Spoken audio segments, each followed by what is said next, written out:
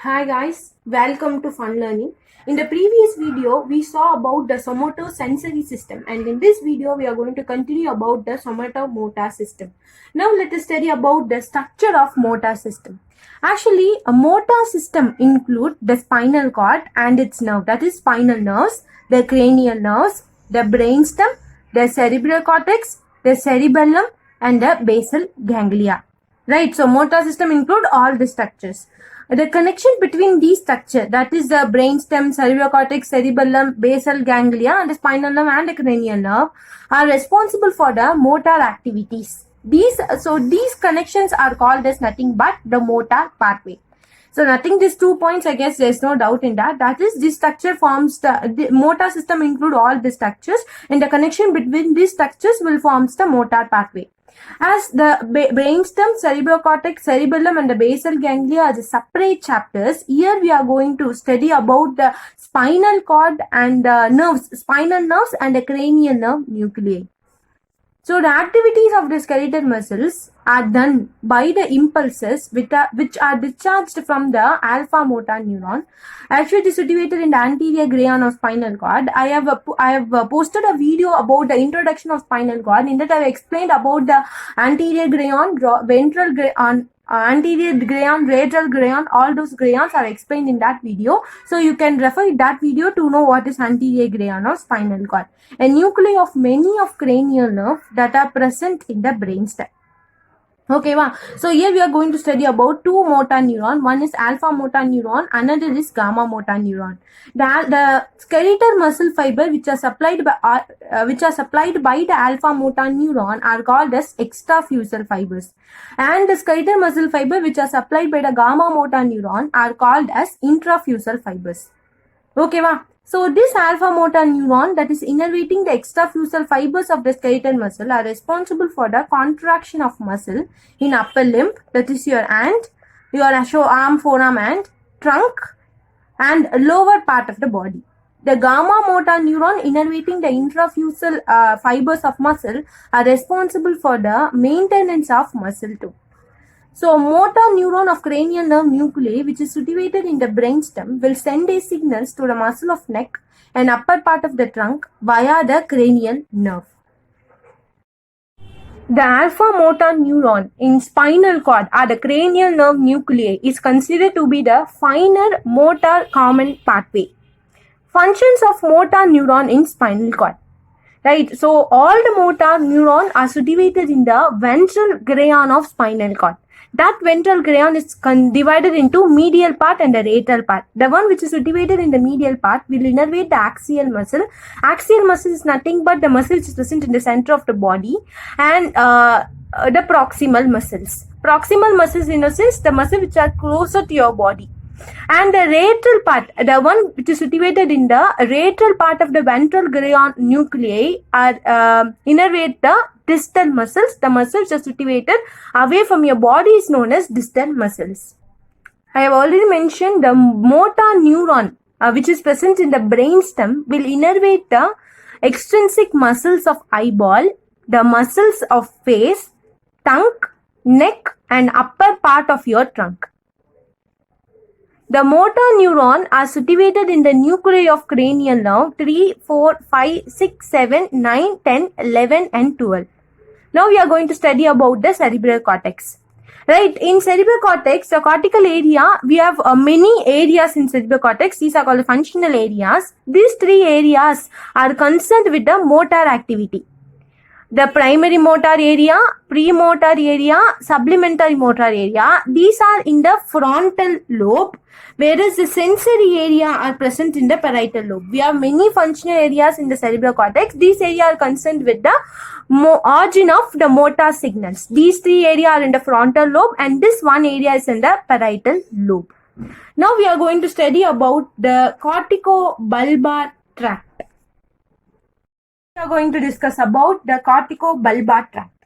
So the fibers, these fibers, corticobulbar fibers, take origin from the same area where the corticospinal tract arises. These fibers of corticobulbar tract will form the upper motor neuron. After getting originated, they run down through corona radiata and the genu of internal capsule. Okay, so after getting originated, they run down, and these fibers, the fibers which passes through the corona radiata and the genu of corpus callosum, will synapse with the lower motor neuron of cranial nerve nuclei, which are situated in the midbrain, pons, and medulla. Okay, wow. So the axons of the lower motor neuron of cranial nerve nuclei will form their respective cranial nerve. The cranial nerve nuclei on each side of the brainstem will receive the corticobulbar fibers of both sides. So that is the cranial nerve nuclei that is present here. It will receive the corticobulbar tract of both sides except this true nuclei, that is the nuclei of the cranial nerve 7 and the 9 will receive the fibers of opposite side alone. It will not receive the fibers of the same side. The functions of corticobulbar tract, these are responsible for the voluntary control of muscles of face and neck. Okay, wow. So cerebellum, I just wrote a gist of it. The function of cerebellum are completely are given in a complete separate chapters. So I'm just giving a gist of it. It play an important role in planning, programming, and integrating the skilled voluntary movement. It is also concerned with the maintenance of the muscle tone, posture, and equilibrium. Muscle tone, posture is nothing but the position, equilibrium. So basal ganglia, there's also complete chapters in basal ganglia that will discuss about functions of basal ganglia briefly. And this classification of motor pathway. So we are dividing the motor pathway into two. One is pyramidal and extrapyramidal. Other division is lateral and medial system. The pyramidal and extrapyramidal are nothing but tract that we'll discuss in the spinal tract. That this comes under the descending tract of spinal cord. And here we are going to discuss alone about the lateral and the medial system. Now, first, I have said that we are going to discuss about the lateral and medial system. Now, let us study about the lateral system. Before going to that into this, I have already mentioned the ventral granum is divided into two parts, the lateral part and the medial part. So, the fiber of this system will terminate on the motor neuron, which is situated in the lateral part of the ventral granum in spinal cord. And also the motor neuron of the respective side. Okay, the motor neuron of the cranial nerve nuclei in the brainstem. The components which comes under the lateral motor system are nothing but the lateral corticospinal tract, the rubrospinal tract, and the part of the corticobulbar tract. Just remember RPL. The lateral corticospinal tract will terminate in the alpha motor neuron, which is situated in the lateral part of the ventral granum of spinal cord. Rubrospinal tract, these are the tract that comes under the descending tract.